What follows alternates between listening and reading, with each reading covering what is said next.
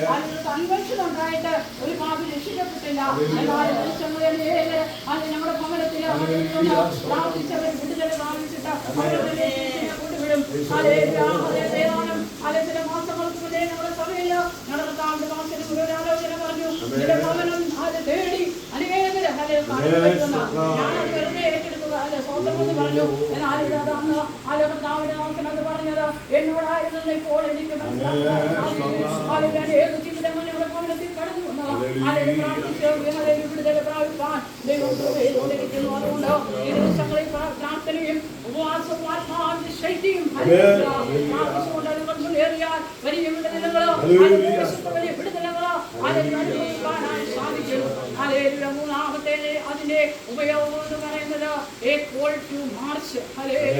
ഒരു മാർച്ചിന് വേണ്ടിയാണ് ആ ട്രംപറ്റ് ഉപയോഗിക്കുന്നത്. മക്കളെ നമ്മളും മാർച്ച് ചെയ്തുകൊണ്ടിരിക്കുകയാണ്. എന്ന് പറയുന്നത് ആ ഡെസ്റ്റിനേഷൻ എന്ന് പറയുന്നത് നിത്യത